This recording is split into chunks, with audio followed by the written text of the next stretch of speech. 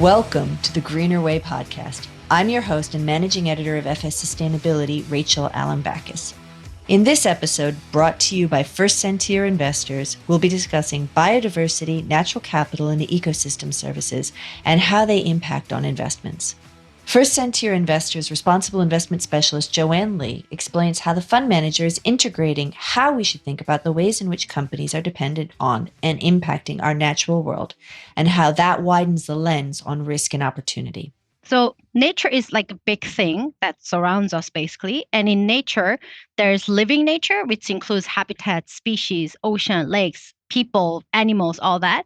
And there's non-living nature, which includes soil, minerals, water, and air. And biodiversity is the variability among living organisms. So that whole thing, including biodiversity, is what we mean by nature. So you asked the question about natural capital. So natural capital is, you can think of it as a stock of all the natural resources, including biodiversity. So because it's a stock of resources, that's why there's this thing called natural capital accounting. And what we can get out of that stock of natural resources is actually ecosystem services. Okay, so there's sort of a layering in that, biodiversity is the base and things flow as a result of that. Am I correct? Yes. So if we Fantastic. have more stock of natural capital, we can get more ecosystem services out of it because it flows better, right? Excellent. Fantastic. Okay. So now that we've defined the concepts of what we're talking about, Joanne, how does First Sentier Investors integrate thinking about these concepts, and why does it matter in an investment process? Natural capital and just nature in general is really important because in the end, if you look at all the sectors, economic sectors we invest in, directly or indirectly, we all depend on nature and ecosystem services. There's a study that I've seen, and this is something that's referred to by everyone in this field. They said about 44 trillion US dollars of economic output is highly or moderately dependent on nature. That's a lot of value there, and there's also a lot of value in nature that is actually not captured by GDP or any other economic output or indicators. So it's a tremendous value, and because there's value in generating economic output, that's why it matters to the companies that we invest in, and that's why it matters to investors. So in a way, it's all about dependency and how the companies are performing, utilizing these natural resources because of the dependency and because of the exposure that they have on this natural capital.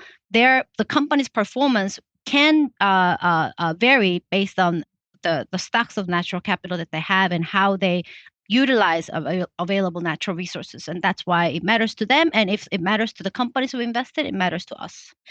You asked another question about what FSI is doing. That's a great question. And because it's very important, and we do invest in some of the sectors that are directly dependent on nature, such as agriculture, food, and consumer staples, etc. We are looking into this issue holistically. And this year, we've started creating this working group. We call it Natural Capital and Biodiversity Working Group. And in that working group, we discuss a number of different things. We started off from trying to understand this whole issues around nature, what it is, why it matters to investors.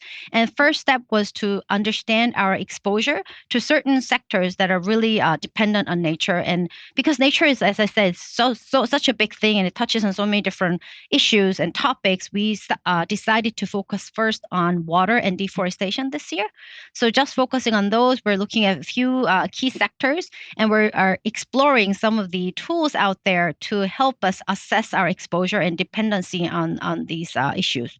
Can you actually tell me a little bit more about these two focus areas, Joanne? And what are you finding as you're getting started with this process in terms of dependencies and impacts in each one, in water and also in deforestation? We're still in the early stage, but I think a few things that we found already is first, there's a great lack of disclosure on these issues from companies. So a lot of times, instead of really understanding, their impact and their dependencies in quantitative way, we tend to focus more on qualitative things, including policies, including their processes. These will be the first step that we have to take, because there's just not enough data out there. So we will be checking on whether a company has a deforestation policy, whether a company has looked into water reduction schemes, or whether they've committed to any pledges out there, stuff like that. So that will be the first lesson learned. Second thing is that especially water, I think. There's a tool called Encore, which helps investors understand sector-based impacts and dependencies. If you run that tool, a lot of times the result comes out that, out of all the ecosystem services, we are most dependent on water, because that would be the case for most companies and most investors, because just water is so important. It's a key ingredient for lots and lots of things. If it's not an ingredient, it's a key source for the part of the manufacturing process.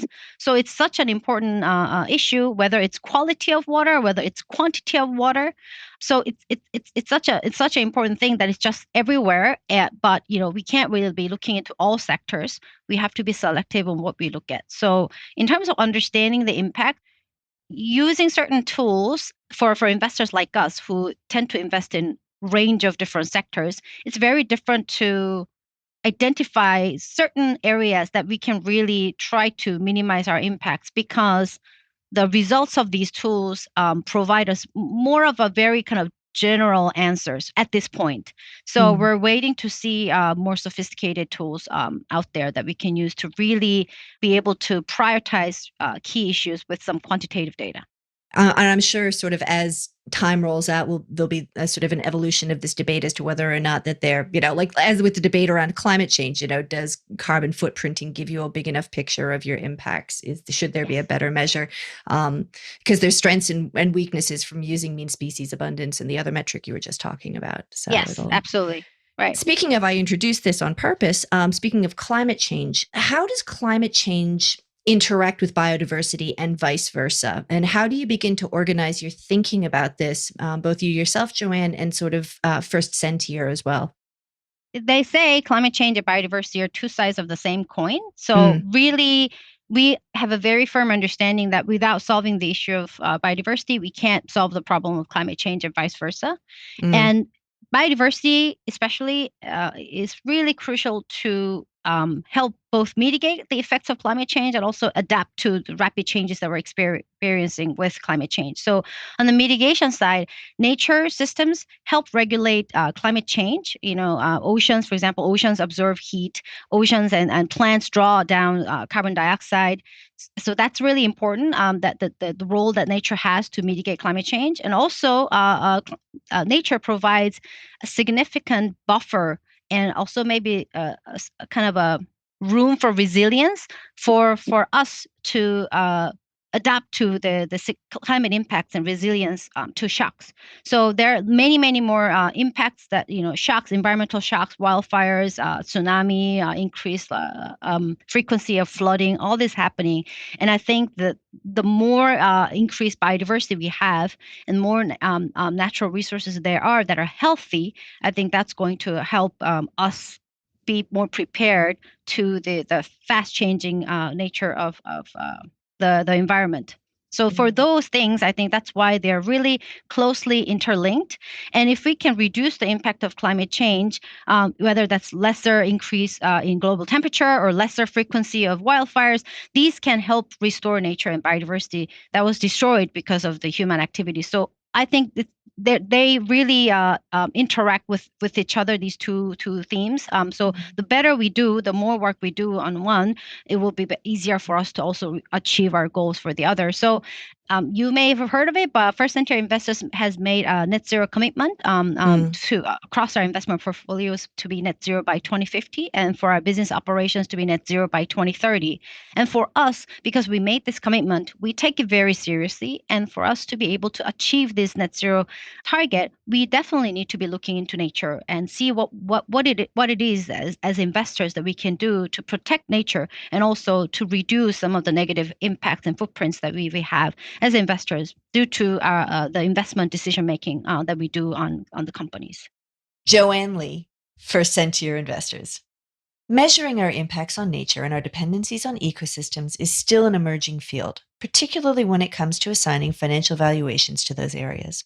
Australia's National Science Agency, the Commonwealth Scientific and Industrial Research Organisation, or CSIRO, is one body working on this concept of natural capital accounting.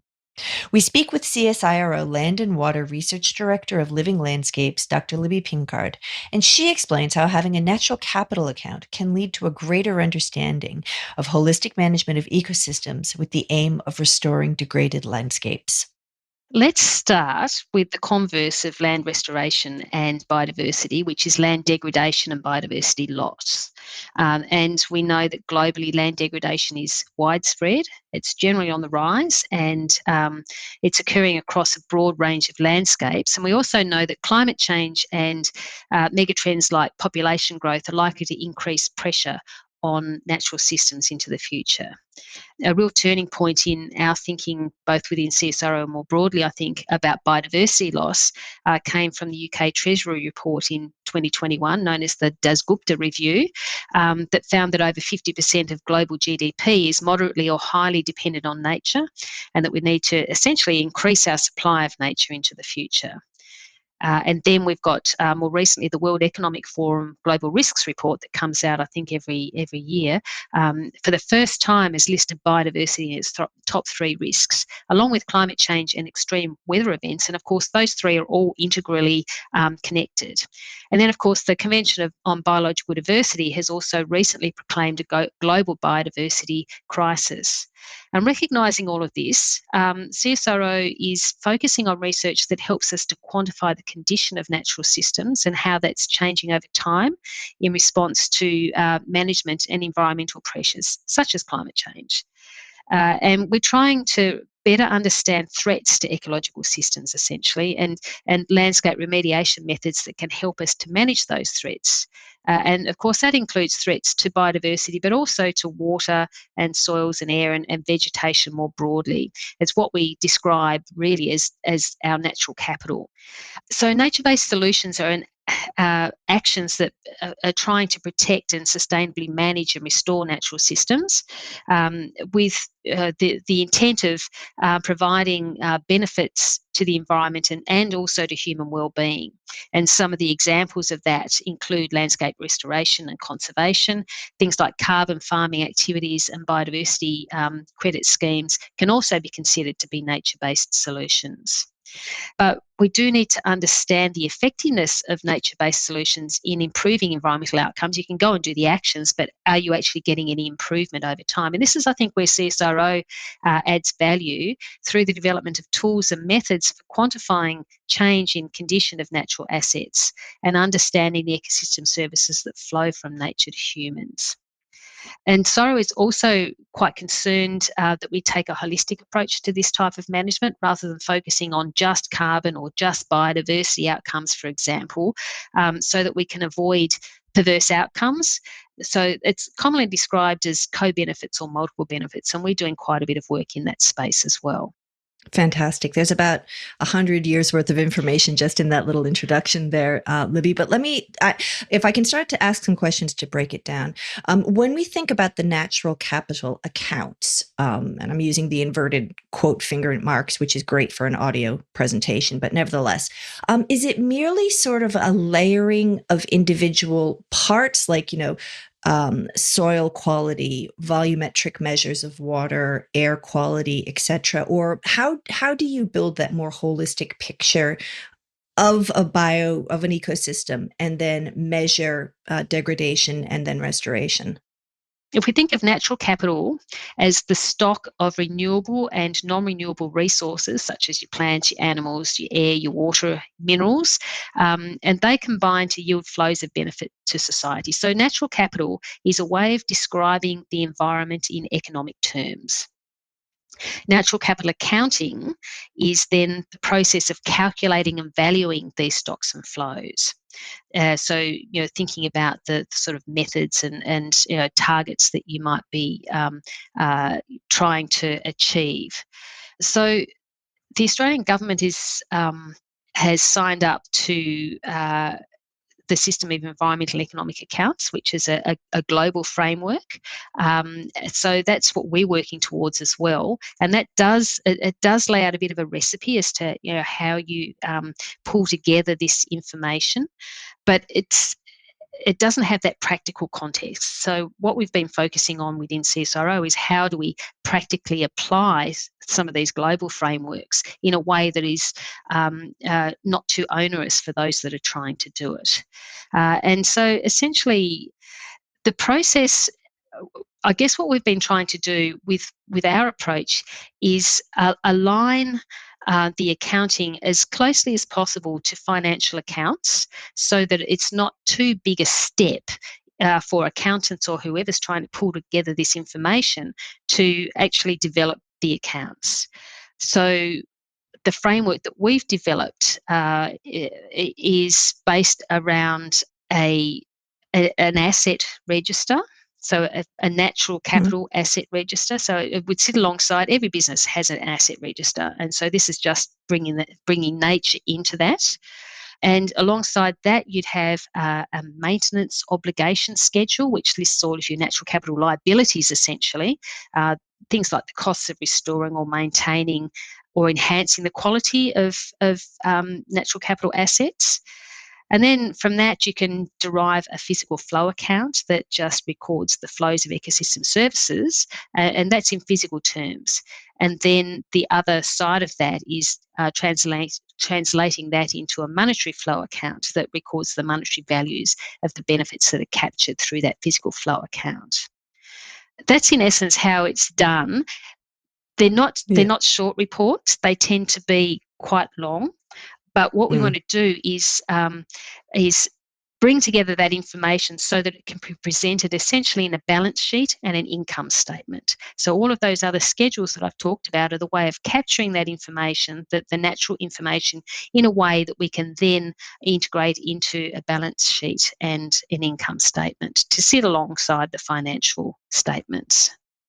I assume that you have very different conversations with very different stakeholders to, where natural capital valuation and ecosystem services might be used. But specifically if you're talking to businesses, say, where does the education need to be in sort of connecting those points from the natural capital accounting that you're talking about all the way through to that business valuation flowing into the financial sheets? Are there a couple of sort of points where you're having to focus in on that education and bringing people along with you? Yes, there are. And so I guess one of the obvious ones is those that are the operational staff that are collecting the information. So they need to be coming along on the journey. And I think, traditionally this type of information has sat with a sustainability manager within an organisation, but increasingly it's the CFO, the finance officer, that is the target now. And I wouldn't say that they're unenthusiastic either. I think there's quite a degree of enthusiasm now. But really, what natural capital accounting is trying to achieve is embedding nature into business practices. So it needs to be integrated in right at the level of the finance officer, the chief finance officer, and hopefully accepted by the CEO and the board as well. And so in terms of education, they're the sort of target areas for us. So two different ones. One is, helping the operational staff to understand the sort of information that they should be collecting and how to collect it and how often to collect it. And then the other is at that higher level within an organisation, how you represent that information and what the business case is for actually doing it for a business as well. You've been listening to Joanne Lee and Libby Pinkard. We hope you enjoyed today's discussion, which was brought to you by First Sentier Investors.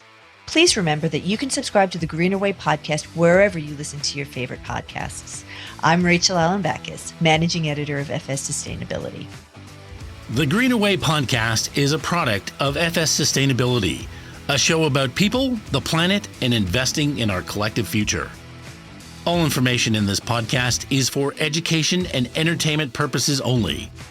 The Greener Way podcast gives listeners access to information and educational content provided by discussing numerous financial sustainable options and our featured guests. It is not intended as a substitute for professional, legal, or tax advice. The hosts of The Greener Way are not financial professionals and are not aware of your personal financial circumstances. FS Sustainability operates under an Australian Financial Service License and the exemption made available under the Corporations Act 2001 in respect to any information or advice given. Before making any financial decisions, you should read the product disclosure statement and, if necessary, consult a licensed financial professional. For more information, head to the disclaimer page on the FS Sustainability website, fssustainability.com.au. Information related to First Sentier Investors has been provided by First Sentier Investors Australia IM Limited and is intended to be general information only. It is not intended to be financial product advice and does not take into account the specific investment objectives, financial situation, or needs of any particular person. The net zero targets or commitments referred to in this podcast have been set based on information and representations made by portfolio companies and suppliers and are subject to change.